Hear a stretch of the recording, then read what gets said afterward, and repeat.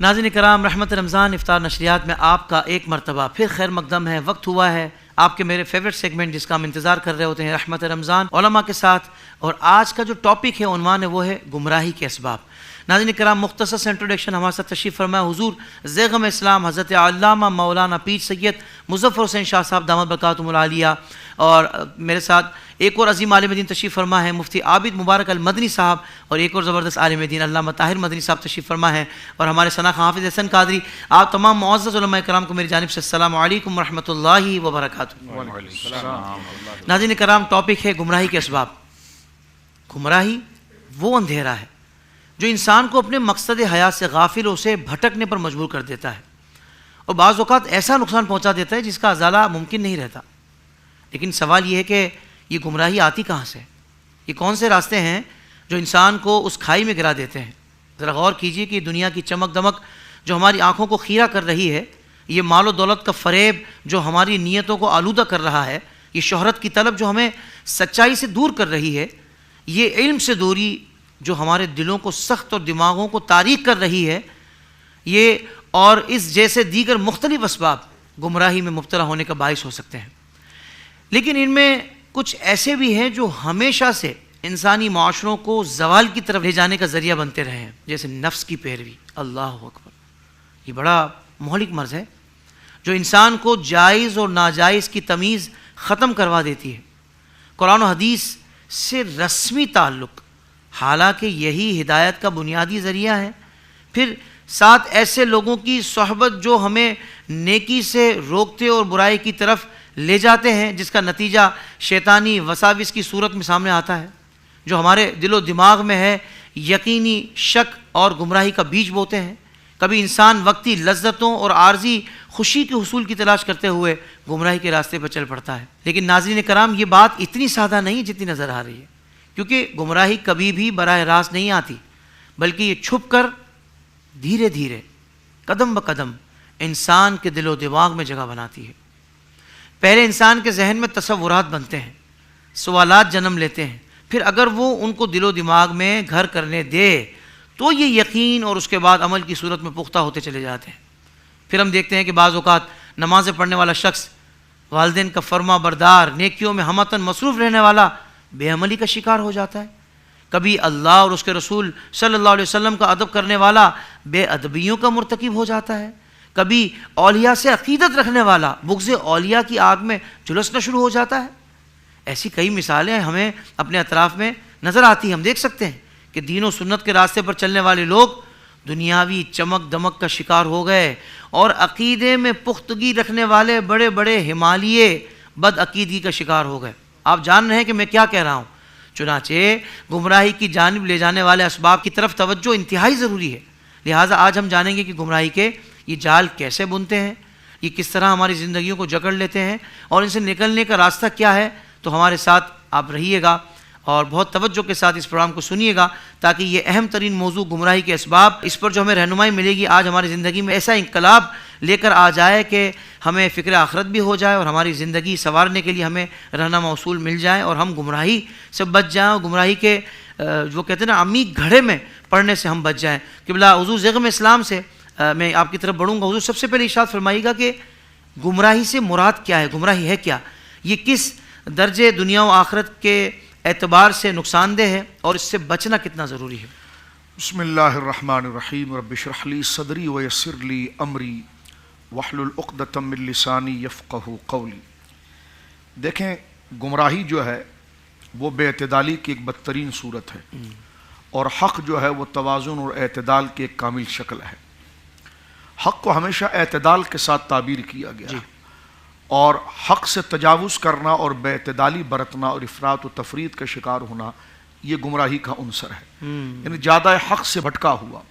اس کو اگر دنیاوی اعتبار سے حافظ صاحب دیکھیں یا دینی اعتبار سے دیکھیں تو یوں سمجھ لیجئے کہ دستور اور ضابطہ جو ہے اس کو تجاوز کر دینا یا اس میں کمی کرنا، یہ گمراہی کا باعث بنتا ہے۔ صحیح۔ یعنی جو نظریہ ہے اور جو دستور ہے، جو قانون ہے، یا تو اس کی تعبیری شکل جو اجماعی صورت میں چلی آئی ہے، اس تعبیری شکل کے سامنے غرور اور تکبر اپنے نخوت کے اندر اپنے سے قبل جتنے ماہران علم ہیں ان کو حیج جان کر اور اپنی تفہیم ہی کو طلب شہرت جس طرح آپ نے کہا ہے اس اعتبار سے اپنے آپ کو گویا کہ فرد کامل سمجھ کر ان کی تعبیر دین کا انکار کرنا. کیونکہ ایک جو بات کرنا چاہ رہا ہوں وہ یہ ہے کہ ایک ہے کہ دستور اور ضابطہ جی کسی بھی چیز کا، کسی بھی عقیدے کا، کسی بھی نظریے کا، کسی بھی شے کا، جب تک اسی دستور اور دائرے کے درمیان رہ کر اس میں محیط ہو کر کام کیا جائے تو وہی عدل و توازن ہے. بالکل ٹھیک. اور اس کو یا تو تجاوز کر دیا جائے یا عمدن اس میں کمی کر دی جائے. اور ایسا تجاوز اور ایسی کمی کہ جو تجاوز کو بھی وہ حق جانے اور اس کمی کو بھی حق جانے، تو یہ شرارت فکر جو ہے وہ گمراہی کہلاتی ہے. اب یہ اس کی بہت سی وجہ، سب سے بڑی وجہ اس کی غرور و تکبر ہے، اپنے علم یا اپنی دانش کو حرف آخر سمجھنا. اور آج سے پہلے اس موضوع کی تفہیم یا سمجھانے والے جو ماہران علم ہیں ان کو اس پر خطا سمجھنا اور امت کی ایک اجماعی شکل جو تعبیر کی اس کا انحراف کرنا، یہ گمراہی کی ایک راہ ہے جس کو قرآن کریم نے ذکر کیا کہ وَمَن يُشَاقِقِ الرَّسُولَ مِن بَعْدِ. اس میں دو چیزیں سرکار دو عالم صلی اللہ علیہ وسلم کے منصب کے بارے میں بات کی گئی ہے اور جادہ حق کی پھر تعبیر کیا ہوگی، حق کے راستے کی تعبیری شکل کیا ہوگی. یعنی اصول تو لکھا ہوا ہے، اب اصول کی صحیح ایکسپلینیشن کیا ہوگی، اس اصول کا اصل مانون کیا ہوگا اور اس دلالت کا اصل مدلول کیا ہوگا، اس کی تعبیری شکل کیا ہوگی. تو اللہ رب العالمین فرماتا ہے کہ رسول کے حق کو ظاہر کرنے کے بعد جو رسول کی مخالفت کرے، تو جو رسول نے حق کو ظاہر کیا وہ حق کیا تھا؟ وہ وہی تھا جو امت کا تسلسل تھا. وَيَتَّبِعْ غَيْرَ سَبِيلِ الْمُؤْمِنِينَ نُوَلِّهِ مَا تَوَلَّى. رسول نے جو حق بیان کر دیا اس کا انکار کیا، ایک کہ صریح اعتبار سے انکار کیا. ایک رسول نے جو مسئلہ بیان کیا اس کی تفہیم، اس کی توضیح، اس کی تعبیر امت اور مومنین کے تسلسل نے بتایا، اس نے اس راہ کو چھوڑ دیا. تو رب کریم فرماتا ہے کہ پھر ہم اسے اسی گمراہی کی طرف بھٹکائیں گے جس طرف وہ جا رہا ہے، یہاں تک کہ اس کا ٹھکانہ جو ہے کہ وہ جہنم ہوگا. تو میں یہ سمجھتا ہوں کہ دستور اور ضابطے کا انکار تو سری کفر ہوتا ہے. گمراہ انکار نہیں کرتا، تعبیر میں تجاوز کرتا ہے اور تحریف کرتا ہے. تو اس کی تحریف اور تجاوز کی بنا پر وہ گمراہ قرار پاتا ہے. اگر وہ انکار کر جائے تو وہ تو باغی ہو جائے. یعنی ضروریات دین ہے یا ضروریات اسلام، ضروریات اہل سنہ ہے، وہ تو موجود ہے، وہ سب کو شکلاً قبول کرتا ہے، لیکن اس کی تعبیر، اس کی تفسیر، اس کی مانوی شکل کے اندر وہ اختلاف کرتا ہے. اور اختلاف اس اعتبار سے کرتا ہے کہ وہ جو نظریہ یا وہ بات جس دائرے کے متقاضی تھی وہ اس کو توڑ دیتا ہے، اور اس کی بات کو قبول کرنے کے بعد یہ سطح بالکل دلائل کی باقی نہیں رہتی ہے اور وہ اس نظریے کو صحیح سمجھتا ہے. تو اس میں جو سب سے بڑا نقصان ہے وہ جو امت کے تسلسل کی تعبیر ہے یا اس فن کے جو ماہرین کی تعبیر ہے اور اس تعبیر کے اس شکل کو بگاڑ دینا. اور آپ نے بہت خوبصورت اس میں جو اس خرابی کی وجہ جو نفسیاتی طور پر، طبعی طور پر جو اس کو اس انتشار کی طرف لے کے جاتی ہے، اس میں پہلی چیز ہے تکبر. جس طرح کو حضرت شیخ سعدی کا شعر مبارک ہے کہ تکبر عزازیل را خوار کرد، بزندان لعنت گرفتار کرد. اب جب رب کا حکم ہے کہ آپ جناب جو ہے کہ وہ سجدہ کریں اور تعظیم کریں، تو ابا اس نے تکبر کیا، واستکبرا اور تکبر، ابا انکار کیا، واستکبرا اور اس نے تکبر کیا. اور تکبر کا معنی کیا ہے؟ جناب سید عالم کی حدیث مبارکہ کہ دو چیزیں ہیں، یا تو اس فکر کو حقیر سمجھا جائے یا اس شخصیت کو حقیر سمجھا جائے یا حق کا کامل انکار کر لیا جائے. عموماً میں اور آپ حقیر سمجھنے سے تو بچ جاتے ہیں، کسی کو گھٹیا سمجھنے سے بچ جاتے ہیں، لیکن حق کا انکار کا یہ چور طلب شہرت اور طلب عزت کا ہمارے اندر اتنا یہ ہوتا ہے کہ جو میں کہہ رہا ہوں حق ہے. آپ آج بیٹھ کر یہاں یہ بات کر رہے ہیں، آپ کی حیثیت کیا، زمانہ دیکھیں یا کیا ہے، آپ اتنے دقیانوں سے وہی باتیں کریں گے. تو جو متکبر ہوتا ہے وہ حق کی طرف کبھی نہیں آتا. تو تکبر ہے، طلب شہرت ہے، لالچ ہے، جھوٹ ہے، فسق ہے، فساق کی صحبت ہے، ان کو اپنا آئیڈیل بنانا ہے اور ان کی دنیا کو اپنے لیے معراج اور منتہا سمجھنا ہے، اور اہل حق کو ان کے لباس، ان کے مختصر سے حلقے یا ان کے سادہ لباس کے اعتبار سے ان کو اگنور کرنا ہے اور کہنا دیکھیں آپ تو کراچی میں بیٹھے وہ تو کینیڈا میں پہنچ گئے، آپ تو کراچی میں بیٹھے وہ تو فلاں جگہ پہنچ گئے، آپ تو کراچی میں بیٹھے وہ تو دنیا میں پہنچ گئے. تو اس کی ساری تعبیری شکل جو ہوگی وہ دنیاوی اعتبار سے ہوگی. تو طلب دنیا کے لیے اس وجہ سے اس میں مداہنت کا عنصر پیدا ہوگا. یہ چیزیں لالچ اور حرص جو ہے اس کے مداہنت پیدا کرے گی، اور مداہنت جو ہے وہ قابل لعنت ہے. مداہنت اس کو کہتے ہیں کہ اپنی عزت و شہرت اور اپنی ترقی کے لیے دین یا نظریے کو گرا دینا. تو شریعت مطہرہ نے مداہنت پر لعنت کی ہے اور مدارت پر قائم کی ہے، یعنی تھوڑی دیر کی توقف اس اعتبار سے ہو کہ اہل دین کو یا اہل نظریے کو اس کے لیے وسعت مل جائے، اور سامنے جو ظالم کھڑا ہوا ہے یا سامنے جو منفی فکر آئی ہے اس سے ہمارا طبقہ متاثر نہ ہو جائے، اس وجہ سے اگر وہ خاموشی اختیار کرتا ہے اس کو حکمت کہا جاتا ہے۔ لیکن مداہنت یہ کہ وہ اپنا منفعت اس سے اٹھا رہا ہے، اپنا اس کی خاموشی یا اس کا وہ عمل اپنا منفعت اٹھا رہا ہے، اور وہ جو ایک فکر بد معاشرے کے اندر صلاحیت کر رہی ہے اس کے آگے سد ذرائع نہیں کرتا ہے، اس کو روکتا نہیں۔ تو اس کے پیچھے تمام چیزیں کیا ہیں؟ ایک تو اس کی احساس محرومی ہے کہ جن کے ساتھ رہتا ہوں سارے کلاش ہے، ان کو دیکھیے جناب کس مقام پر وہ پہنچے، تو وہ احساس محرومی اس کے اندر لالچ طلب شہرت کو بڑھاتی ہے، اور ایسے لوگوں کے ساتھ وہ بیٹھتا ہے کہ جس کا پورا مطمع نظر اور محور جو ہے وہ دنیا ہوتا ہے۔ تو دنیا ہونے کی وجہ سے وہی جو کفار و مشرکین کے ساتھ ہوا کہ حق سمجھ آ جانے کے بعد بھی قیصر روم کے ایمان کے بارے میں علماء کی مختلف رائے ہیں، جو عدم ایمان کے قائل ہیں وہ یہی بات کرتے ہیں کہ اس کو دنیا کی جاہ مار گئی، یہ کہ اگر میں حضور سید عالم صلی اللہ علیہ وسلم کو قبول کر گیا تو یہی بات ہے کہ جھوٹ ہے، لالچ ہے، فساق کی صحبت ہے، یا فسق ہے، یا طلب شہرت ہے، یا کبر ہے، یہی چیزیں اسے انکار حق کی طرف لاتی ہے، اور یہی فکر اس کے اندر مداہنت پیدا کرتی ہے، اور یہی مداہنت کی چیز شے کی اصل تعبیر کو بدلنے پر مجبور کرتی ہے، اور وہ گمراہی کا اس کے نزدیک باعث بنتا ہے۔ بالکل ٹھیک ہے، سبحان اللہ۔ ابتدائی طور پر قبلہ شاہ صاحب نے بہت کمال گفتگو فرمائی ہے۔ مفتی عابد مبارک مدنی صاحب، قبلہ یہ میں عرض کرنا چاہ رہا تھا کہ کوئی بھی شخص جب گمراہ ہوتا ہے، یعنی پہلے تو وہ تمام صحیح باتوں کو صحیح مان رہا ہوتا ہے، پھر وہ اچانک سے گمراہ نہیں ہوتا، وہ پہلے ایک اسٹیپ ایسا لے گا کہ جو درمیان کا اسٹیپ ہوتا ہے، تو یہ درمیان کے اسٹیپ تک لانے کے لیے بھی کچھ مینٹورز ہوتے ہیں، کچھ ایسے موٹیویشنل لوگ ہوتے ہیں کہ جو پہلے اس لیول تک لاتے ہیں جو پیڈ ہوتے ہیں، جن کو اس چیز کے لیے تیار کیا جاتا ہے کہ آپ نے صرف اس کو شک میں ڈالنا ہے، باقی اگلے اسٹیپ پر ابھی نہیں لانا، پہلے اس کو ان تمام چیزوں سے، جیسے مثال معمولات اہل سنت پر آپ نے اس کو شک میں مبتلا کرنا ہے، اگلا کام ہم بعد میں کریں گے۔ تو وہ قوم، وہ لوگ کہ جو شک میں مبتلا کرنے والے کام پر لگے ہوئے ہوتے ہیں، ایسے لوگوں کے بارے میں بھی آپ کو ارشاد فرماتے تاکہ لوگ خبردار ہو جائیں کہ بھائی اگر یہ ڈائریکٹلی گمراہی کی طرف آپ کو لے کے نہیں جا رہا تو یہ آپ کو اس راستے پہ ضرور ڈال رہا ہے کہ جس کے بعد اگلا آپ کا جو منزل ہوگی نا وہ گمراہی ہی ہوگی۔ تو میں چاہوں گا کہ تاکہ عوام کو یہ پتہ لگ جائے کہ بھائی ہم نے وہیں پر بند باندھ دینا ہے اور اس اسٹیپ تک بھی نہیں جانا۔ یہ شرط فرما دیں۔ بسم اللہ الرحمن الرحیم، نحمدک یا من شرح صدورنا ویسر لنا امورنا والصلاة والسلام علی نبینا محمد صلی اللہ علیہ وآلہ وسلم۔ فی زمانہ فتنے بارش کے قطروں کی طرح برس رہے ہیں، ذرا سی جگہ پائیں گھس جاتے ہیں،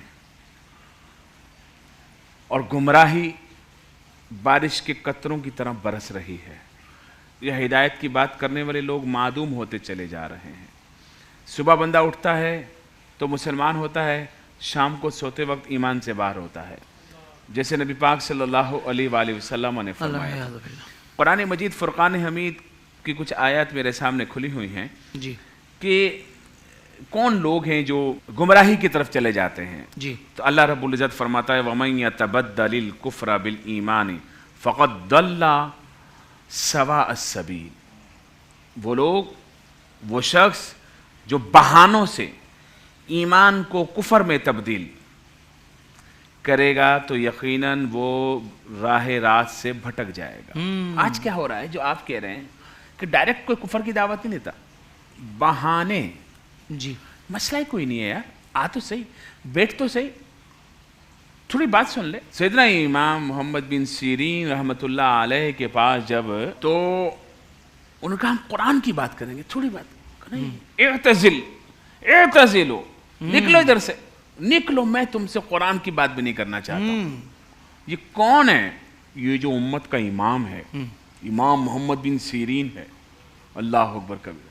اور آج، اور خود پھر نبی پاک صلی اللہ علیہ وسلم کی یہ حدیث کہ دیکھ لو اپنا دین کس سے لے رہے ہو۔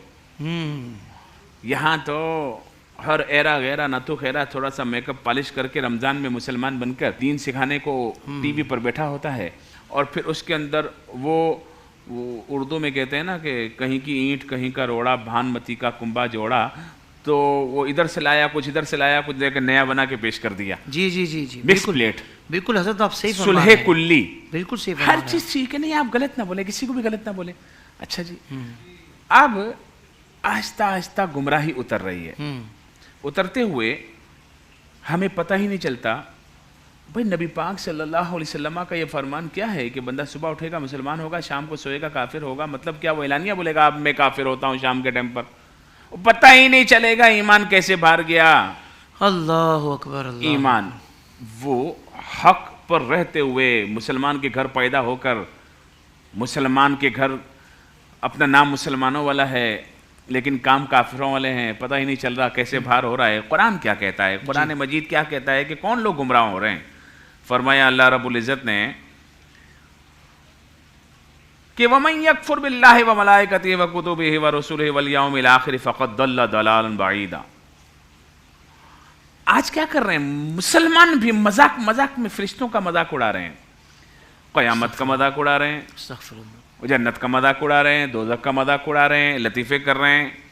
وہی ایک تو ہوتا ہے ڈائریکٹ بندہ بولے میں نہیں مانتا تو کافر ہو گیا، ایک ہے میں مانتا ہوں لیکن وہ اسلام کا مذاق اڑا رہا ہے، وہ جنت کا مذاق اڑا رہا ہے. اچھا میں دوزخ میں جاؤں گا تو جب تمہیں جنت میں سردی لگے گی تو آگ لینے تو میرے پاس ہی آؤ گے نا. اچھا یہ دوزخ میں پکنک منانے جا رہا ہے. ایک وہ انسانیت کے نام پر مذہب انسانیت آج کل بہت آئے وہ مذہب انسانیت ایسا بولتے ہیں، ایک انسانیت کا مذہب بنایا ہوا ہے. وہ بھائی ہمارا مذہب اسلام ہے.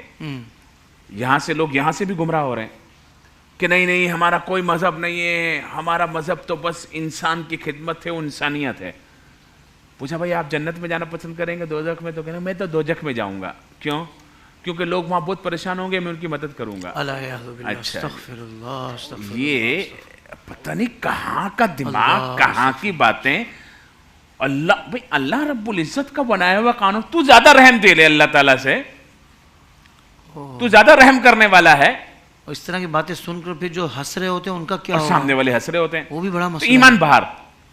اب یہ کیا فرشتوں کا مذاق، جنت کا مذاق، دوزخ کا مذاق، یہ گمراہی کیسے؟ اچھا حافظ صاحب یہ گمراہی آتی کیوں ہے؟ یہ آتی ہے خواہش سے. صحیح، خواہش جو دل کرے گا میں کروں گا. تو ایسا بے شرم آدمی آخر میں جا کے گمراہ ہوتا ہے. اور نبی پاک صلی اللہ علیہ وسلم نے فرمایا اعمل ما شئت، اگر تیرے اندر شرم و حیا نہیں ہے تو جو مرضی کر. یہ شرم و حیا ہوتی ہے جو بندے کو. اب یہ ہماری کالجز یونیورسٹیز میں دہریت، الحاد پھیل رہا ہے. یہ کیوں پھیل رہا ہے؟ وہ بولتے ہیں آپ سوال کرنا سیکھو. یہ مولویوں نے آپ کو ڈرایا ہوا ہے کہ قرآن یہ کہتا ہے، حدیث یہ کہتی ہے. چھوڑو ان سب کو، سوال کرنا سیکھو. ان کو باغی بنانا سکھاتے. کرتے کرتے پہلے وہ سوال کرتے ہیں مولوی پر، پھر کرتے ہیں اسلام پر، پھر کرتے ہیں حدیث پر انکار، پھر کرتے ہیں قرآن کا انکار، آخر میں رب العزت کا انکار. الحاد نہیں مانتے. یہ گمراہ ہے. اچھا یہ اتنے بڑے بڑے علمی ادارے ہیں، گمراہی کے اڈے بنے ہوئے ہیں. میں صحیح، گمراہی کے اڈے. بھائی نالج کے لیے لوگ جاتے ہیں لیکن وہاں سے اسلام سے باہر ہو جاتے ہیں. ہمیں وہاں ڈگری چاہیے لیکن اس ڈگری کے لیے فوکس کیا کیا ہوا ہمارے مسلمان بہن بیٹیوں کے لیے اسلام دشمنوں نے کہ بھائی ان کے کالجز یونیورسٹی میں اتنا الحاد، اتنی دہریت، اتنا اسلام دشمنی پھیلا دو، اتنا لبرلزم. آج لبرلزم ایک پہلے کچھ اور چیز تھی کہ بھئی ہم تو لبرل ہیں، یعنی کہ ہم کو اتنے زیادہ کٹر پکے مسلمان نہیں ہیں. اب کیا ہے لبرلزم؟ لبرلزم کی بنیاد یہ ہے کہ اسلام کا انکار کرو. استغفر اللہ، استغفر اللہ. اب ہر آدمی لبرل بننے کے چکر میں آ رہا ہے. کہاں اسلامی جمہوریہ پاکستان میں ہے، کہاں مسلمان کے گھر پیدا ہونے والا عالم اسلام میں. باپ کی داڑھی ہے، باپ امام مسجد ہے، خود لبرل ہو کر خدا کا انکار کر دیا. ایسے بہت سارے کیس میرے سامنے آ رہے ہیں. ویسے ایسے ملک میں ان معاملات پر ریاستی طور پہ بھی قانون بننا چاہیے. بالکل بننا چاہیے. اور ریاست کی یہ ذمہ داری ہے کہ وہ لوگوں کی جان کی، مال کی، ان کے نیک اعمال کی، ان کے اچھے عقائد کی جو ہے وہ پرواہ بھی کرے، حفاظت بھی کرے. کوئی مجھے بولے کہ کیوں؟ بھائی آج ریاست کا ایک ایجنڈا ہے، ایک بیانیہ ہے. ہم ریاست کے ساتھ کھڑے ہوئے ہیں، ہم پاک افواج کے ساتھ کھڑے ہوئے ہیں. اب پاک افواج نے ایک بیانیہ دیا خوارج کے خلاف کہ خوارج ہیں جو مسلمانوں کو مار رہے ہیں، مسلمان فوجیوں کو مار رہے ہیں، عام پبلک کو مار رہے ہیں. ہم اپنی افواج کے ساتھ ہیں، ہم اپنی ریاست کے ساتھ ہیں. کیوں ریاست کو ضرورت پڑی خوارج کے خلاف یہ بیانیہ بنانے کی، یہ ایجنڈا بنانے کی کیوں ضرورت پڑی؟ وہ آپ کا سوال. کہ یہ ریاست کی ذمہ داری ہے. بھائی ریاست اگر پہلے اپنی ذمہ داری نبھا لیتی تو ایسے شیطان اس ریاست پاکستان میں تیار ہی نہیں ہوتے. اصل میں مسئلہ یہ ہے کہ ہماری ریاست مستقل طریقے سے اپنی پالیسیاں بالکل اسٹیٹ پہ رکھے, ہم اس کے ساتھ ہیں. کیا ریاست کی ذمہ داری ہے؟ تو دیر میں سمجھ میں آیا ریاست کو. ایک اینکر یہی کہہ رہا تھا کہ یہ قادیانیوں کو ریاست نے کافر قرار دیا, تو بھائی ہم نے تو ایک اسلام کا فتویٰ دے دیا. ریاست نے 1974 میں 73 میں ماشاءاللہ آئین بنایا. وہ کیوں بنایا؟ اس لیے کہ اسلام کی حفاظت کے لیے, اس لیے کہ اپنے عقائد اور گمراہی سے بچانے کے لیے, اپنے عقائد کی حفاظت کے لیے. اس کی مکمل ذمہ داری ریاست کے اوپر عائد ہوتی ہے. واہ واہ سبحان اللہ. یقین مانیں کہ جو یہاں علماء کرام تشریف فرما ہے یہ ایک اکیلے ہی پورے کاروان کو چلانے کے کافی ہیں, مگر چونکہ ایک نشست میں یہ خوبصورتی ہوتی ہے, حسن ہوتا ہے کہ مختلف علماء کرام کا گلدستہ ہوتا ہے اور سب بہت مختصر وقت میں اپنی بات کو مکمل کر کے پھر ظاہر بات ہے کہ اپنے ساتھی جو عالم ہوتے ہیں ان کو بھی موقع دیتے ہیں. جس طریقے سے اچانک سے مفتی عابد صاحب نے اپنی بات کو اسے ختم کر دیا نا, تو ان کی مراد یہ تھی کہ بھائی میں تو بولتا جاؤں تو پھر یہ بولتا رہوں گا, کیونکہ اللہ کی مہربانی سے آپ گراؤنڈ پہ کام بھی کر رہے ہیں نا, آپ کو پتہ ہے کہ زمینی حقائق کیا ہے, لیکن اس کے باوجود آپ ایثار کرتے ہوئے دوسرے کے لیے آپ نے فوراً اپنی گفتگو کو سمیٹ لیا. علامہ طاہر مدنی صاحب تشریف فرما ہے کہ بلا یہ ارشاد فرمائے گا کہ گمراہی کی بنیادی وجوہات کیا ہے, کیونکہ گمراہی کے اسباب پر ہم آج گفتگو خاص طور پر کر رہے ہیں اور مختلف زاویوں سے اس پر گفتگو علماء کرام فرما رہے ہیں. تو اس کی بنیادی وجوہات پر آپ بالخصوص کلام کیجئے, کیونکہ ہم پہلے کے دور میں دیکھیں تو لوگوں کے گمراہ ہونے کا سلسلہ ایسا نہیں تھا جیسا آج ہے. پہلے اپنے آباء و اجداد سے قرآن و حدیث کے مطابق درست عقائد ملے تھے, اس پر قائم رہتے تھے, لیکن اب ایسا نہیں ہے. تو کیا ان بنیادی وجوہات میں سوشل میڈیا کا بھی کچھ کردار ہے؟ اعوذ باللہ من الشیطان الرجیم, بسم اللہ الرحمن الرحیم. بہت اہم موضوع کا انتخاب اور علماء کرام نے بڑی خوبصورت گفتگو فرمائی گمراہی کے اسباب پر. جو وجوہات ہیں, آقا کریم علیہ الصلاۃ والسلام نے آج سے کم و بیش 1400 سال پہلے امت کو آگاہ کر دیا تھا اپنی احادیث مبارکہ کے ذریعے کہ کس طریقے سے امت کو گمراہ کیا جائے گا اور اس کی کیا وجوہات ہوں گی. جو گمراہی کی وجوہات ہیں ان میں سے بڑی وجوہات اگر ہم غور کریں تو بخاری کی حدیث پاک ہے, آقا کریم علیہ الصلاۃ والسلام نے ارشاد فرمایا ہر بچہ فطرت پر پیدا ہوتا ہے, پھر اس کے ماں باپ اسے یہودی یا نصرانی بنا دیتے ہیں. یہ سب سے بڑی وجہ آقا کریم علیہ الصلاۃ والسلام نے گمراہی کے اسباب میں سے ایک وجہ بتائی کہ ماں باپ سب سے پہلی بچے کی درسگاہ ہوتے ہیں. اگر ماں باپ گمراہ ہوں تو بچہ تو فطرت پر پیدا ہوتا ہے, یہ ماں باپ اسے پہلے گمراہی میں مبتلا کرتے ہیں اور پھر کفر میں مبتلا کر دیتے ہیں. تو سب سے پہلا جو سبب ہے وہ ماں باپ ہیں. اب بعض اوقات ماں باپ گمراہ ہوتے ہیں تو بچہ گمراہ ہو جاتا ہے, ماں باپ غیر مسلم ہوتے ہیں تو بچہ غیر مسلم ہو جاتا ہے. بعض اوقات ماں باپ صحیح العقیدہ ہوتے ہیں لیکن ان کی غفلت اور لاپرواہی کی وجہ سے بچہ گمراہی کے دلدل میں پھنس کر رہ جاتا ہے. ہمارے والدین نے بعض اوقات صرف یہ سمجھا ہے کہ اپنی اسلامی ذمہ داری بچوں کے حوالے سے یہ ہے کہ بچوں کو صرف ناظرہ پڑھا دیا, اس کے بعد ان کو عقائد دلائل کے ساتھ سکھانے ہیں یا نہیں سکھانے, والدین کو اس حوالے سے کوئی شعور نہیں ہوتا اور بچے کو خالی اس ذہن دنیا پہ چھوڑ دیتے ہیں اور وہ ٹک ٹاک دیکھ رہا ہوتا ہے, فیس بک دیکھ رہا ہوتا ہے. اور بعض اوقات صحابہ کے حوالے سے, ہمارے مسلم عقائد اہل سنت کے حوالے سے گفتگو ہو رہی ہوتی ہے, چونکہ ماں باپ نے عقائد دلائل کے ساتھ سکھائی نہیں ہے اور پہلی دفعہ دماغ کے اندر گند بھر جاتا ہے تو ساری زندگی ماں باپ کو لگ جاتی ہے, یہ گند مٹانے میں وہ کامیاب نہیں ہوتے ہیں. سب سے پہلا حضور علیہ السلام نے ماں باپ کو فوکس کیا کہ تم نے اپنے بچے کے دنیاوی مستقبل پر بھی نظر رکھنی ہے اور مرنے کے بعد کے اربوں سالوں کے مستقبل پر بھی تمہاری نظر ہونی چاہیے. تمہارا بچہ تمہاری وجہ سے گمراہ کم از کم نہیں بننا چاہیے. دوسرا, حضور علیہ الصلوۃ والسلام نے حدیث پاک میں وجوہات ارشاد فرمائے. آقا کریم علیہ السلام نے ارشاد فرمایا ان قریب آخری زمانے میں ایسا وقت آئے گا کہ علم اٹھا لیا جائے گا. حضور علیہ السلام نے آگے ارشاد فرمایا کہ ایسا نہیں ہوگا کہ علم سینوں سے کھینچ لیا جائے, بلکہ علماء تیزی سے انتقال کریں گے, ان کی جگہ لینے والا کوئی نہیں ہوگا, تو لوگ جاہلوں کو اپنا رہنما بنا لیں گے اور جاہلوں سے سوال کریں گے, وہ جاہل خود بھی گمراہ ہوگا اور لوگوں کو بھی گمراہ کرے گا.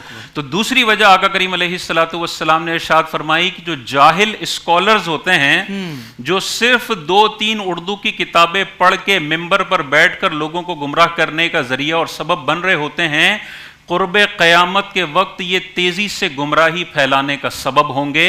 اور ہمیں یہ آگاہ کر دیا کہ تم نے صحیح العقیدہ علماء کے پاس ہی جانا ہے. علماء تیزی سے انتقال کریں گے, تم نے گمراہوں سے دور رہنا ہے اور گمراہی پھیلانے والوں سے دور رہنا ہے. اس حوالے سے ہمیں غور کرنا چاہیے. اور تیسری وجہ جو بنیادی وجہ ہمیں نظر آتی ہے, یہ جو نیم حکیم ہیں یا جو اردو کی کتابیں پڑھ کے لوگوں کا مذہب خراب کرنے والے ہیں, ان کی یہ جو تو شروع سے تھے, حضور علیہ الصلوۃ والسلام کے دور مبارک سے اور صحابہ کے دور مبارک سے اس طرح کے گمراہ لوگ موجود تھے, لیکن ان کا شر اتنا پھیلا ہوا نہیں تھا. آج ہر ایک گمراہ کرنے والے کے پاس کیمرہ ہے, کمرہ ہے اور سوشل میڈیا کی طاقت ہے. وہ ایک حدیث کا غلط ترجمہ کرتا ہے, اپنا مسلک اس میں فٹ کرتا ہے اور ایسا عجیب و غریب مسئلہ بیان کرتا ہے کہ لوگ حیران ہو جاتے ہیں کہ 1400 سال سے تو سنا نہیں تھا. وہ منٹوں میں وائرل ہوتا ہے. اور سوشل میڈیا اس کی تیسری بڑی وجہ ہے کہ تیزی سے گمراہی پھیلتی ہے.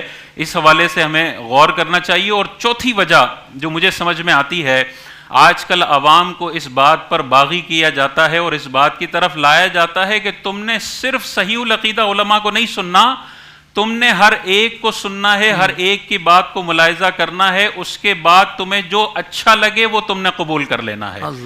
یہ بہت بڑی وجہ ہے گمراہی کی. بعض اوقات ہم کہتے ہیں یار حدیث تو بیان کر رہا ہے, یار قرآن تو بیان کر رہا ہے, لیکن حدیث بیان کر کے جو وہ انورٹڈ کاماز میں اپنے معنی اور اپنے تعریفی چیزیں ڈال رہا ہے نا, وہ بعض اوقات ذہن میں ایسا وسوسہ پیدا کر دیتی ہیں کہ ساری زندگی کے لیے گمراہی مقدر بن جاتی ہے. ایک مثال اس کی میں دوں, پچھلے 2 سال سے ایک بڑا کلپ وائرل ہو رہا ہے اور اس کلپ کی وجہ سے لاکھوں لوگوں کے روزے تباہ و برباد ہو گئے. وہ کلپ کیا ہے؟ وہ موصوف اپنے کلپ میں کہہ رہے ہیں کہ سنن نبی داؤد شریف کی حدیث ہے, حضور علیہ السلام نے ارشاد فرمایا اذان فجر اگر ہو رہی ہو اور ہاتھ میں تمہارے کھانے کا کٹورا ہو تو تم کھاتے پیتے رہو, اذان کے دوران تمہیں کھانا بند نہیں کرنا.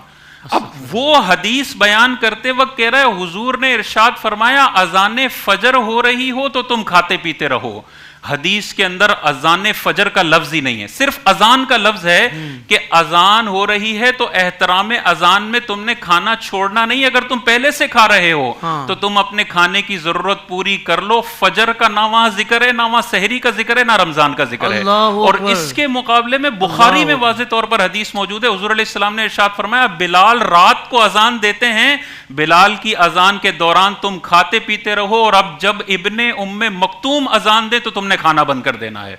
اور اللہ تبارک و تعالیٰ نے قرآن مجید میں ارشاد فرمایا تم کھاؤ تم پیو یہاں تک کہ فجر کا سفیدی کا ڈورا کالے ڈورے سے ممتاز ہو جائے. یعنی واضح طور پہ اللہ تعالیٰ نے ارشاد فرمایا جب تمہیں آسمان میں سفید ڈورا صبح صادق نظر آئے تم نے کھانا پینا بند کر دینا ہے. اب دیکھیں ایک حدیث, بہت سارے لوگ بتاتے ہیں کہ 2 سالوں سے ہم نے اذان کے دوران کھانا پینا شروع کر دیا کیونکہ میں نے ایک مولوی کو سنا تھا وہ سنن نبی داؤد کی حدیث سنا رہا تھا. اب دیکھیں سنن نبی داؤد کی حدیث تو صحیح ہے, لیکن اس نے بریکٹ کے اندر اذان فجر ڈالا اور تشریح میں وہ کہہ رہا ہے کہ سحری کے دوران کھانے پینے کی اجازت ہے. بخاری کے بھی خلاف اور قرآن کی واضح آیتوں کے بھی خلاف, 1400 سال کی سنت متوارثہ اور لازم عمل کے خلاف ہے.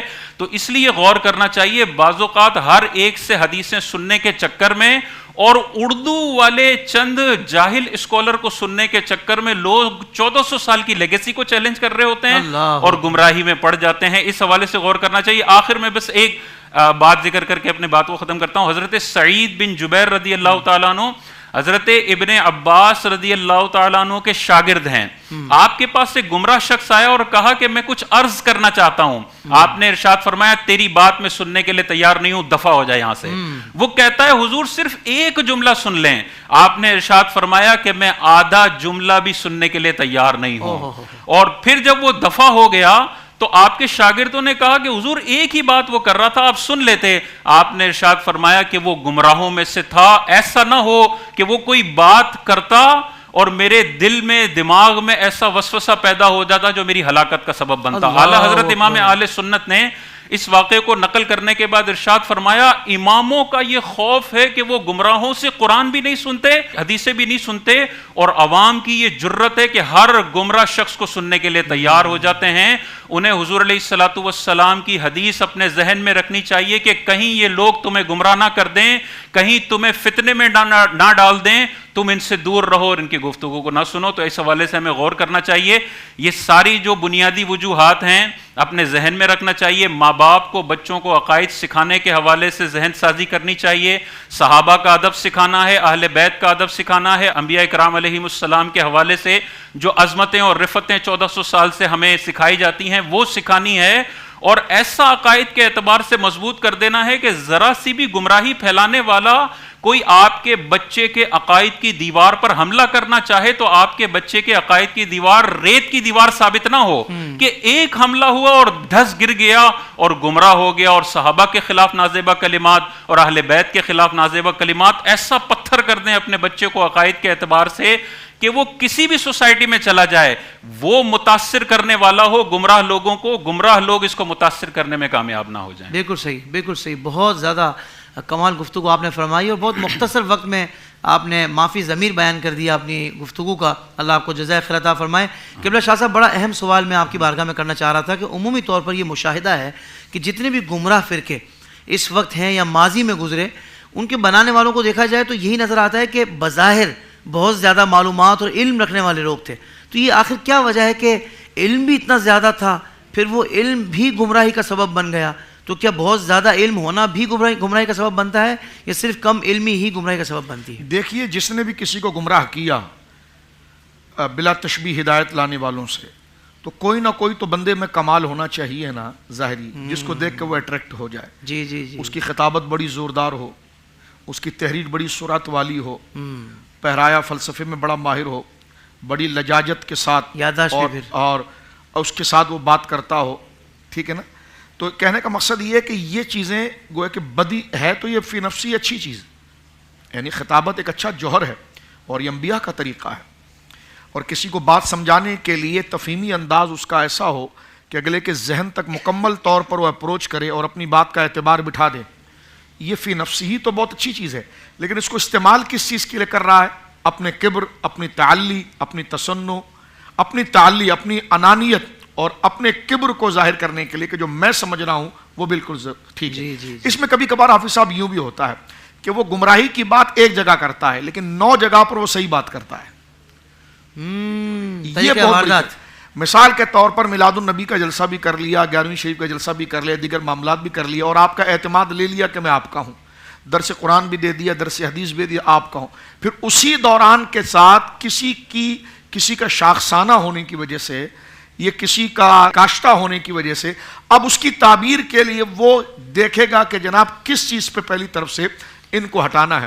تو ایک تو ہے کہ اسی نفس مسئلے کی تعبیر کو خراب کرے گا ایک، یا پھر ان کے لیے جو میں نے پہلے عرض کیا کہ امت کا جو تسلسل اور اجماعی نظریہ، ہم یہ دینی تناظر میں بات کر رہے ہیں، امت کا جو اجماعی سلسلہ ہے اس سے وہ ہٹائے گا۔ مثلا آپ غور کریں، شیخ محقق شاہ عبدالحق محدث دہلوی رحمہ اللہ نے اس بات کو شیعۃ العلمات میں لکھا ہے، ہمارے وہاں جب ادارے سے فراغت ہوتی ہے تو قرآن و سنت آپ نے پڑھ لیا، لیکن اس میں ایک سند آپ کی بیان کی، آپ کے شیخ یہ ہیں، ان کے شیخ یہ ہیں، ان کے شیخ یہ ہیں، ان کے شیخ یہ شیوخ کو ذکر کرنے کا کیا مطلب ہے؟ واہ واہ، یہ ایک وجہ ہے کہ ان شیوخ کو ذکر کرنے کا، بھائی قرآن تو واضح ہے، حدیث تو واضح ہے، ان کو ذکر کرنے کا۔ فرما قرآن و سنت جو ہے وہ تھیوری ہے، اس کا پریکٹیکل یہ شخصیات ہیں، یہ ان کی تعبیروں کو میں ان کی تعبیر میں تسلیم کرتا ہوں کہ جو قرآن سنت کے ان معاملات میں جو ان کی تعبیر ہے وہ قرآن کے سب سے زیادہ قریب ہے اور وہ مراد رسول کے بالکل قریب ہے، لہٰذا میں اس جماعت سے تعلق رکھتا ہوں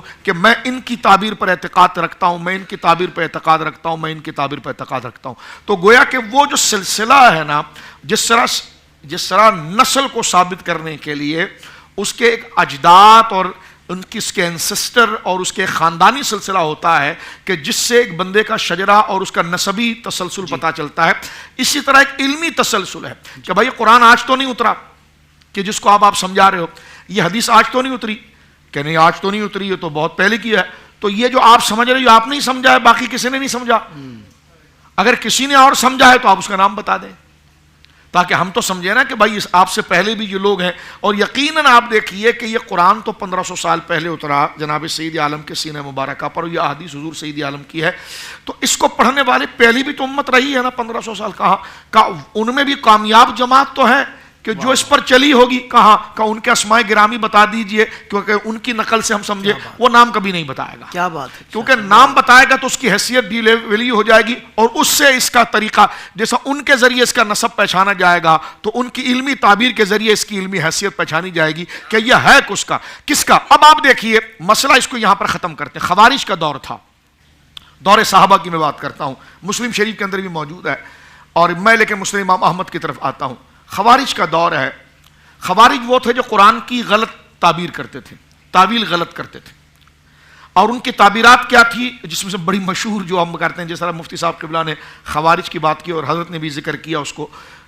خوارج کا کیا کام تھا, وہ بخاری شریف میں حضرت عبداللہ ابن عمر کا بڑا مشہور قول ہے کہ کانا یراہم شرار خلق اللہ تعالی, کہ میں اللہ رب العالمین کی مخلوق میں کچھ لوگوں کو بڑا بدترین کردار ادا کرتا ہوا دیکھ رہا ہوں. کون لوگ؟ انطلقوا الی آیت نزلت فی الکفار فجعلوها للمؤمنین, وہ آیتیں جس کا جو کفار کی مذمت میں اتری تھی, جن کے بارے میں کفار کے عقیدے بیان کیے گئے تھے, اس کو اٹھا کر وہ مسلمانوں پر چسپا کرتے ہیں, یعنی الٹا گھما دیا.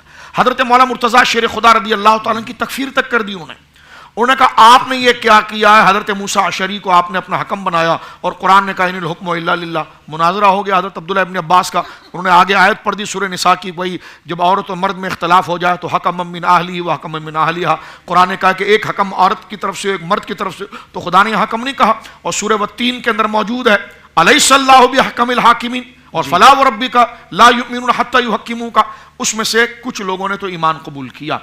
اب کہنا یہ چاہ رہا ہوں کہ خوارج وہ پہلا فتنہ ہے کہ جس نے قرآن کی تعبیر کو بدلا, رسول کی تعبیر کو بدلا, صحابہ کی تعبیر کو بدلا, اور جو خود تعبیر یعنی اس کی جو ایکسپلینیشن اور اس کی جو کمنٹری خود قائم کی, اس کو اتنی سختی سے منایا کہ جس نے نہیں مانا اس کو قتل کر دیا. جیسے مولا مرتضیٰ شہید ہوا. مولا مرتضیٰ کو شہید کرنے والے کون تھے؟ جس نے حضرت مولا پر تلوار چلائی ابن ملجم, وہ حافظ قرآن تھا, ٹھیک ہے, اور لیکن وہ گروہ کس سے تھا؟ خوارج سے تھا. اب یہاں پر مختصر سی بات یہ ہے کہ حضرت علقمہ رضی اللہ تعالیٰ عنہ جو حضرت عبداللہ بن مسعود کے شاگرد ہیں, اور ان سے ہزار احادیثیں حضرت عبداللہ بن مسعود کی آئی ہیں, ان کو کسی نے کہا کہ سرکار کے ایک صحابی ملک شام میں حیات ہیں, حضرت ابو دردہ حیات ہیں, تو میں ان کے پاس جاؤں اور ان سے علم رسول لوں صلی اللہ علیہ وسلم. لیکن دعا کی انہوں نے نماز پڑھ کے کہ یا اللہ میں جاؤں کسی غلط بندے سے نہ ٹکرا جاؤں, مجھے وہی ملے اور ان سے میں استفادہ فیض کر کے واپس آ جاؤں. یہ خود کس کے شاگرد ہیں؟ حضرت عبداللہ مسعود کے. اور حضرت عبداللہ مسعود کون ہیں؟ جن کے پاس حضور کی نالین ہوتی تھی, سرکار کا بسترا ہوتا تھا, یعنی صاحب النال والوساط والمترا, سرکار کے وضو کا برتن ہوتا تھا, ٹھیک ہے. اب جب یہ ملک شام پہنچے, مسند امام احمد میں موجود ہیں, تو سامنے مسجد سے دیکھتے ہیں, اللہ نے دعا قبول فرمائی, مسجد سے ایک عظیم بزرگ کو نکلتے ہوئے دیکھ رہے ہیں جو روشن چہرہ ہے, سفید ریش بزرگ ہیں. تو یہ قریب گئے, اور جب قریب جا کر انہوں نے ملاقات کی تو انہوں نے پہلے پوچھا تم اس سے کہاں سے آئے ہو, یعنی حضرت ابو دردہ نے اپنا نام بتائے بغیر ان سے پوچھا, کیونکہ شک کا دور تھا, نہ جانے کون بندہ کیا سوال کر رہا ہے. تو کسی نے بتایا یہ حضرت ابو دردہ ہیں, تو فوراً پہنچے حضرت علقمہ ان کے پاس, لیکن حضرت علقمہ کو ابو دردہ نہیں جانتے تھے. تو انہوں نے پہلے پوچھا کہاں سے آئے ہو, انہوں نے کہا کوفہ سے. کیا کہا؟ کوفے سے. اب کوفے کے بعد وہ پوچھتے ہیں اتعرف صاحب النال والوساط والمترا, تو اگر کوفے سے آیا ہے تو وہ جوتا سنبھالنے والا, وہ وضو کا برتن سنبھالنے والا, وہ بسترا سنبھالنے والا, نام نہیں لے رہے ابن مسعود کا. انہوں نے کہا میں انہی کا خادم ہوں. تو فرما پھر آ کے سینے سے لگ جا, خوارج کا دور ہے. یعنی یہاں دیکھیے ان کو پرکھنے, سائل کو, طالب علم کو پرکھنے کے لیے اس کی نسبت کو دیکھا, یہ ایک عالم کو پرکھنے کے لیے جو مجھ سے علم لینے آیا ہے اس کی سند کس سے ہے. تو فرمایا کہ پہلے یہ بتا تیرا استاد کون ہے. خوارج کا دور ہے کہ تو نے کس سے پڑھا ہے. آج لوگ کہتے ہیں جی میں نے کسی سے نہیں پڑھا. تو کسی سے نہیں پڑھا اور آپ پی ایچ ڈی کرنے جا رہے ہیں, کسی سے نہیں پڑھا آپ کالج میں داخلہ لینے جا رہے ہیں, کسی سے نہیں پڑھا آپ یونیورسٹی میں داخلہ لینے جا رہے ہیں, وہ کہیں گے یہاں سے دفاع ہو جائیے, تم ہماری یونیورسٹی کا مذاق بڑھا رہے ہو کہ کسی سے تم نے پڑھا نہیں ہے, یہاں پر آ کر تم کھڑے ہو. یہ دین ایسا تخت مشق بنا دیا جاتا ہے, جو کسی سے نہیں پڑھا ہے وہ آ کے تقریر کر رہا ہوتا ہے, جو کسی سے نہیں پڑھا وہ آ کے بات کر رہا ہوتا ہے. وہ ہمارے استاد کہتے ہیں 3 شعبے ایسے ہیں جس پر بڑا ظلم ہوتا ہے. جیسے میڈیکل کا شعبہ ہے, آپ اگر کوئی خدا نہ کرے کوئی مریض اپنے مرض کے لیے کوئی دوائی کھا رہا ہے تو اگلا جس کی صورتحال بتا رہی ہے کہ یہ بے حال ہے، لیکن وہ آپ کو مشورہ دے گا، ارے آپ نے یہ کیا کھایا جناب، آپ یہ گولی کھا لیتے، یہ ایسا ہوتا ہے۔ تو طب کا شعبہ بھی اتنا مظلوم شعبہ ہے کہ چلتے پھرتے ہر قسم کا روڈ شاپ بندہ آپ کو مشورہ دے گا، نہیں آپ نے یہ کھایا، آپ یہ دوائی کھا لیں۔ جی جی، اسی طرح دین کو آئے گا جائے گا کیوں نہیں، عام آدمی بیٹھا ہوگا جس کو اپنی زندگی کے عام آداب نہیں آتے، لیکن کیا کہا نہیں مولانا یہ مسئلہ ایسا تو نہیں، ایسا تو نہیں، یعنی اس کو چیلنج کر رہا ہوگا جس کو اللہ رب العالمین نے منصب عطا فرمایا، وہ بڑے حتمی انداز میں، بلکہ بڑے شاہ حتمی صاحب یوں انداز، بھی کہتے ہیں ہم نے تو کبھی سنا ہی نہیں، ہاں ہم نے تو کبھی تم نے تو پہلی مرتبہ جیسا سارا علم انہوں نے پڑھ لیا تھا یہ اور اس نظر پر سے کمال نہیں و دسترس حاصل کر لی تھی،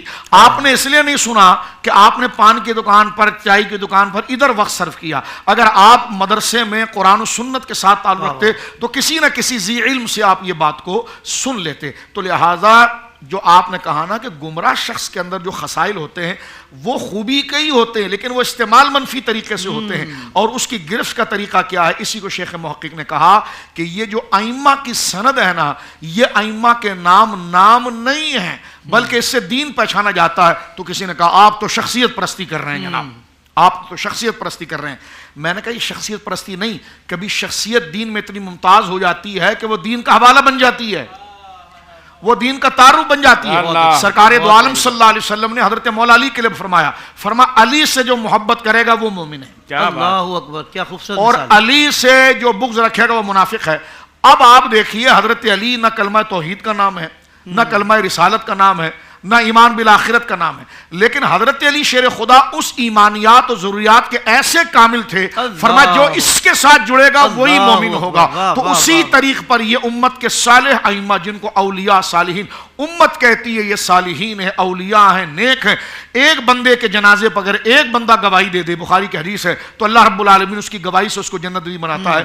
تو یہ امت کا جو تسلسل چل رہا ہے، پیدا تو آپ ہوئے ہو آج، تو یہ حدیثیں جنہوں نے لکھی، یہ شروحات جنہوں نے لکھی، یہ تفاسیر جنہوں نے لکھی، یہ قرآن کی خدمت جنہوں نے کی، جن سے اسلام کا تعلیمی سیٹ اپ سامنے آیا ہے، اور امت کہہ رہی ہے کہ یہ برگزیدہ لوگ ہیں، اللہ کے محبوب بندے ہیں، تو لہذا چاہیے کہ آپ جو تعبیر یا شکل کو بیان کر رہے ہیں وہی بیان کیجئے جو انہوں نے بیان کی ہے۔ اور آخری بات، اقوال نہ پڑھیے گا، اجماعی موقف پڑھیے گا۔ بہت اچھے، واہ واہ واہ، اقوالوں پر عقیدے نہیں بنتے، کوئی بھی آتا ہے شاذ اقوال نکال کے لے آتا ہے۔ ہم نے کہا ایک مسئلے پر تو درجنوں اقوال ہیں، اقوال کیا لا رہے ہو آپ؟ ایک شاذ اقوال یعنی چھوڑا ہوا پھینکا ہوا قول جس کو امت نے قبول ہی نہیں کیا، امت نے جس کو قبول کیا اس کو فتوے کی زبان میں نقل کر دیا، اس کو کلام کی زبان پر۔ اب جو فتویٰ مثال کے طور پر آپ دیکھیے، جرح جب عدالت کے اندر ہوتی ہے، جرح ہونے کے بعد جج کے سامنے جب سارا معاملہ ہو جاتا ہے، اور جج جب اپنا فیصلہ دیتا ہے تو پھر لوگ فیصلے کو پڑھتے ہیں نہ کہ نیچے جرح کو پڑھتے ہیں، کیونکہ جرح کو دیکھنے کے بعد فیصلہ جج نے دے دیا ہے۔